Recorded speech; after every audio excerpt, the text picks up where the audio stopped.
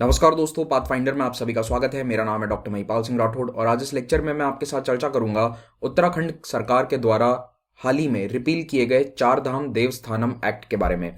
ये कानून क्या था और इसे क्यों रिपील किया गया है, इसको हम जानेंगे इस वीडियो में। आगे बढ़ने से पहले आप लोगों को बताना चाहता हूं कि अनअकैडमी ऐप पर आप मुझे इस आईडी पर फॉलो जरूर कीजिए, क्योंकि वहां पर होने वाले मेरी स्पेशल क्लासेस जो कंप्लीटली फ्री हैं और कुछ पेड कोर्सेज जो प्लस प्लेटफॉर्म पर उपलब्ध है उनकी जानकारी आप वहां प्राप्त कर सकते हैं। मेरा concepts of polity NCERT 11th class का कोर्स स्टार्ट हो चुका है, इसको ज्वाइन कर सकते हैं आप डिस्क्रिप्शन में दिए गए लिंक के द्वारा।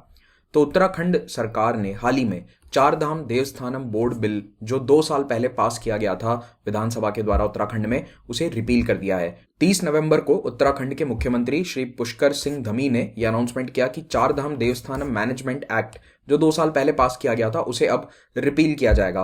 कारण क्या है कि मंदिरों में व्यवस्था संभालने वाले कई सारे महंत प्रीस्ट इन्होंने इसका विरोध किया, कई संगठनों ने भी इसका विरोध किया इस बिल का, और फाइनली ये जो बोर्ड बनाया गया है इस कानून को पास करके 2020 में एक बोर्ड बनाया गया था जो इन मंदिरों की व्यवस्था को देखता था, उसे भी अब खत्म कर दिया जाएगा, अबॉलिश कर दिया जाएगा। 2020 में आए इस कानून के पहले उत्तराखंड के जो इंपॉर्टेंट हिंदू टेम्पल्स हैं उनकी व्यवस्था कैसे संभाली जाती थी। देखिए, ब्रिटिश कालीन भारत में 1939 में एक कानून पास किया गया था, श्री बद्रीनाथ श्री केदारनाथ एक्ट 1939। इस कानून के तहत एक समिति बनाई गई जिसका नाम था बद्रीनाथ श्री केदारनाथ मंदिर समिति, लेकिन ये केवल इन 2 मंदिरों को ही नहीं बल्कि 45 मंदिरों की व्यवस्था को देखती थी। तो टोटल 45 टेम्पल्स जो कि मोस्टली उत्तराखंड के सबसे इंपॉर्टेंट और बड़े टेम्पल्स हैं, इनकी व्यवस्था ये समिति देखा करती थी। इस समिति की अध्यक्षता सरकार के द्वारा अपॉइंटेड एक व्यक्ति होते थे और मोस्टली ये IAS officer, senior IAS officers ही हुआ करते थे। तो सीईओ का पद तो एक सरकारी व्यक्ति के पास था, लेकिन समिति के जो सदस्य थे वो मोस्टली इन्हीं मंदिरों के जो महंत हैं, प्रीस्ट हैं, लोकल लोग जो मंदिरों से सदियों से एसोसिएटेड रहे हैं, वही लोग इन समिति का हिस्सा हुआ करते थे। यही लोग डिसाइड करते थे, यानी कि समिति डिसाइड करती थी कि मंदिर में आने वाला चंदा, डोनेशंस, उसका क्या उपयोग किया जाएगा, किस तरह के डेवलपमेंट वर्क होंगे, मंदिर में क्या व्यवस्थाएं नई बनाने की आवश्यकता है, कहां पर फंड्स को डाइवर्ट किया जाए, यूटिलाइज किया जाए, ये सारा निर्णय इन समितियों के द्वारा लिया जाता था। तो ये जो समितियां हैं ये काफी ऑटोनॉमस थी, सरकार का इतना हस्तक्षेप इनमें नहीं था। तो जो पुराने समिति के सदस्य हैं उन्होंने ये कहा कि ये देवस्थानम बोर्ड बनाकर सरकार का लक्ष्य ये था कि जो ये पैसा आ रहा है, डोनेशंस आ रहे हैं, सरकार इस पर अपना फाइनेंशियल कंट्रोल बनाना चाहती थी, ताकि कौन से पॉलिसी डिसीजन ले सकें, फाइनेंसेस का उपयोग किस तरह से होगा, ये सरकार डिसाइड करेगी। समितियों के हाथ से ये पावर लिया जाने वाला था, लेकिन ये काम करने के लिए सरकार को एक कानून लाने की आवश्यकता थी। तो सरकार ने 2019 में एक बिल पास किया विधानसभा में। उस वक्त उत्तराखंड के मुख्यमंत्री थे त्रिवेंद्र सिंह रावत। तो ये जो बिल था इसका नाम था उत्तराखंड चार धाम श्राइन मैनेजमेंट बिल। बार बार ये बात बता रहा हूं कि ये कानून केवल चार धामों की व्यवस्था को नहीं देखता था। चार धाम यानी कि केदारनाथ, बद्रीनाथ, गंगोत्री और यमुनोत्री, केवल इन 4 इंपॉर्टेंट धाम जो उत्तराखंड में स्थित हैं उनको ही नहीं बल्कि अन्य कई मंदिरों की व्यवस्था को देखता था, और उसको रिप्लेस करने के लिए ये वाला नया कानून लाया गया।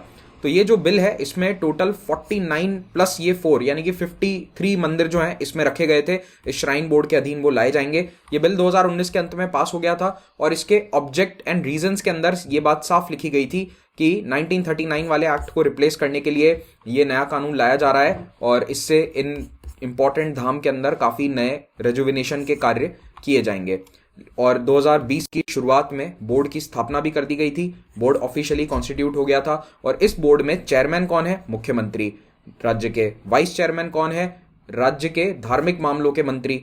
दूसरे सदस्य कौन होंगे? एमएलए, जो गंगोत्री और यमुनोत्री क्षेत्र के एमएलए हैं, और एक चीफ सेक्रेटरी जो राज्य के सीनियर आईएएस ऑफिसर हैं वो यहां पर अन्य सदस्य होंगे, और चीफ एग्जीक्यूटिव ऑफिसर पहले की भांति एक सीनियर आईएएस ऑफिसर होगा। तो अब आप देख रहे हैं कि पहले जहां केवल एक सीईओ का पद सरकारी हुआ करता था, अब यहां पर गवर्नमेंट के कई टॉप ऑफिशियल्स यहां पर चेयरमैन, वाइस चेयरमैन और अन्य सदस्य के रूप में मौजूद हैं। डेफिनेटली इसमें दूसरे लोगों को भी शामिल किया गया था। ऐसा नहीं है कि बोर्ड में जो पुराने लोग हैं उनको नहीं रखा गया, लेकिन जो मेजॉरिटी कंट्रोल है, जो मेन डिसीजन मेकिंग पावर है, अब वो सरकार या सरकार के जो रिप्रेजेंटेटिव्स हैं उनके हाथ में आ गया। अब जो 53 मंदिर इस बोर्ड के अधीन आए उनमें जो सबसे फेमस मंदिर हैं वो बद्रीनाथ और केदारनाथ के हैं, क्योंकि ये हिंदू धर्म के कुछ सबसे इंपॉर्टेंट धामों में से एक है। यहाँ पर हर साल करोड़ों श्रद्धालु आते हैं और काफी चढ़ावा भी आता है, लेकिन अगेन इनके लिए व्यवस्था बनानी पड़ती है। There have to be facilities have to be developed. तो वो सारा काम इसी पैसे से किया जाता है, यानी कि इन मंदिरों के आसपास जो व्यवस्था होती है टूरिस्ट के लिए या दर्शनार्थियों के लिए जो व्यवस्थाएं करी जाती है वो भी इसी पैसे से होता है।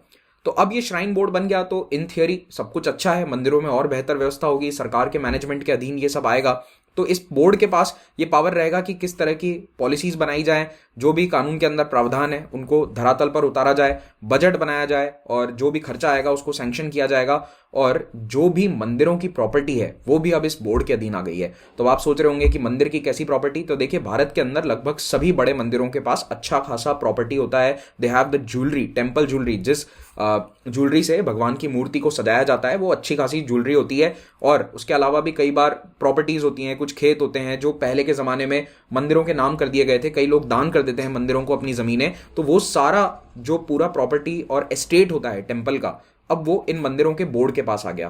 तो इसका सेफ कस्टडी, उसका प्रिवेंशन एंड मैनेजमेंट फंड जो पैसा आ रहा है, उसका वैल्यूएबल सिक्योरिटी, ज्वेलरी, प्रॉपर्टी, ये सब कुछ जो है अब इस मंदिर के बोर्ड के द्वारा, ये जो नया बोर्ड बनाया है इसके द्वारा गवर्न किया जाएगा। गंगोत्री और यमुनोत्री में जो मैनेजमेंट है श्राइन का, वो पहले लोकल ट्रस्ट के हाथ में था और सरकार जो है इसमें से कोई पैसा अपने पास नहीं ले पाती थी, यानी कि डोनेशंस जो भी आते थे श्रद्धालुओं के द्वारा वो डायरेक्टली इस ट्रस्ट के पास जाते थे और ये ट्रस्ट उसे अपने अनुसार जो भी उन्हें ठीक लगता था, मंदिर में व्यवस्था की जरूरत है उसके अनुसार उसे खर्च कर देती थी।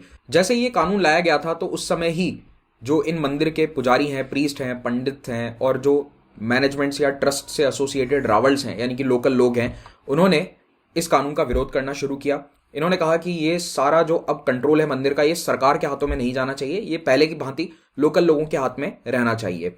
अब क्योंकि ये प्रोटेस्ट हो रहा था, थोड़ा सा धार्मिक मामला है, तो यहाँ पर विपक्षी पार्टियां भी कूद पड़ी इस प्रोटेस्ट में। तो कांग्रेस और आम आदमी पार्टी ने भी कहा कि हम इस प्रोटेस्ट को सपोर्ट करते हैं और अगर हम पावर में आ गए तो इस कानून को रिपील कर देंगे 2022 में। बाय द वे 3 महीने बाद उत्तराखंड में भी चुनाव होने वाले हैं, आई थिंक फरवरी या मार्च में, अभी नोटिफिकेशन आ जाएगा कुछ ही समय में।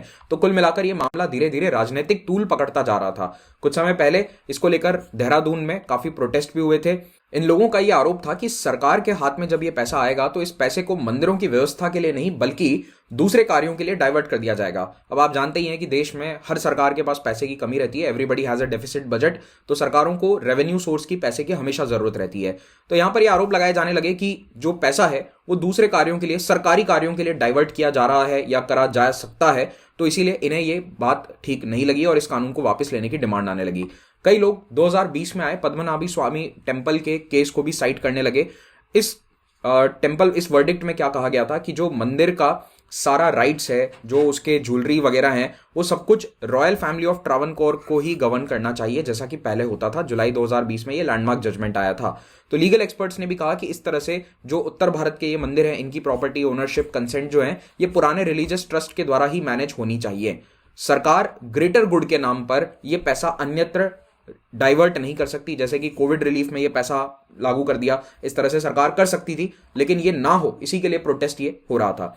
तो यहां पर कॉन्स्टिट्यूशन के आर्टिकल्स 26 और 31A को स्पेसिफिकली साइट किया गया, जो रिलीजियस ट्रस्ट को स्वायत्तता देता है। जो भी धार्मिक ट्रस्ट बने हुए हैं उन्हें पूरी स्वायत्तता है, और अगर ये वायलेट होती है तो फंडामेंटल राइट्स का वायलेशन है। आर्टिकल 25, 26 जो रिलीजियस राइट से रिलेटेड है, इसका वायलेशन यहां पर साइट किया जा रहा था। तो आपको इस लेक्चर में अगर कुछ बात ध्यान में रखनी है तो ये आर्टिकल 25, 26 से कैसे कोरिलेट हो रहा है इसको ध्यान में रखिए। और पद्मनाभी स्वामी टेम्पल वाला जो वर्डिक्ट है 2020 में लगभग 1.5 साल पहले आया था, उसके बारे में भी आपको जानकारी होनी चाहिए। पिछले 1 महीने से ये पूरा विवाद काफी राजनीतिक रंग पकड़ चुका था। पूर्व मुख्यमंत्री को विरोध का सामना करना पड़ा जब वो केदारनाथ मंदिर गए थे, और जो एक हकूकधारी महापंचायत समिति बनाई गई थी सभी पंडितों के द्वारा जो 4 धाम के हैं जिन्होंने ये प्रोटेस्ट किया, इन्होंने ये भी अनाउंस कर दिया था कि अगर ये कानून वापस नहीं लिया गया तो जो आने वाले महीनों में असेंबली इलेक्शंस होने वाले हैं वहां पर हम 15 सीटों पर अपने कैंडिडेट्स को खड़ा करेंगे चुनाव लड़ने के लिए। तो इसके कारण जो रूलिंग पार्टी है बीजेपी उत्तराखंड में, उसको काफी नुकसान हो सकता था। तो finally chief minister Pushkar Singh Dhami ने ये डिसाइड कर लिया कि अब ये कानून वापस लिया जाएगा। इन्होंने एक कमेटी बनाई, कमेटी की रिपोर्ट के अनुसार, सुझाव के अनुसार फाइनली ये तय किया गया कि इस कानून को वापस लिया जाएगा। और ये बात ध्यान में रखना कि थोड़ा असेंबली इलेक्शंस भी आ रहे हैं, तो ये निर्णय काफी टाइमली आ गया है। तो इसी के साथ ये लेक्चर हम समाप्त करते हैं। इस लेक्चर का पीडीएफ आप पाथफाइंडर के टेलीग्राम चैनल से डाउनलोड कर सकते हैं। अगर आप यूपीएससी की तैयारी कर रहे हैं तो अनअकैडमी के माध्यम से देश के बेस्ट टीचर से आप लाइव पढ़ सकते हैं। यहाँ पर लाइव पढ़ने के लिए आपको प्लस या आइकॉनिक में से कोई एक कोर्स लेना होगा। इन कोर्सेज में आपको 10% डिस्काउंट मिल जाएगा अगर आप महिपाल कोड का इस्तेमाल करते हैं। तो ऑप्शनल के कोर्सेज भी यहाँ पर अवेलेबल है। 9 दिसंबर से कोर्सेज के प्राइस हाइक हो रहे हैं। 1 साल में एक बार कोर्स का प्राइस हाइक होता है, तो एनुअल प्राइस हाइक आने वाला है 9 दिसंबर से। हर रविवार को कॉम्बैट होता है, तो आप ये सारे कोर्सेज फ्री में भी अवेल कर सकते हैं, स्कॉलरशिप पर अवेल कर सकते हैं। अगर आप कॉम्बैट में अच्छा स्कोर करते हैं तो कॉम्बैट रविवार 11 बजे होता है। You can enrol in the combat using my unlock code. हमारी 3 फ्री टेस्ट सीरीज है, इनका भी फायदा उठाइए। अगर कहीं पर भी कोई भी अनलॉक कोड मांगा जाता है, just use my name as the code, you can unlock all the free content on Unacademy app. सारे कोर्सेज आप EMI पर भी अवेल कर सकते हैं। कैसे करना है, डिस्क्रिप्शन में लिंक दिया गया है, उस पर क्लिक करके जानकारी प्राप्त करें। और आइकॉनिक सब्सक्रिप्शन के स्टूडेंट्स के लिए लाइव मेंटरिंग प्लेटफॉर्म अवेलेबल है, उसका फायदा उठाएं। UPSC CSE के बैचेस हर वेडनेसडे को नए बनाए जाते हैं, so you can join these batches as long as you get the subscription. Thank you very much, have a great day.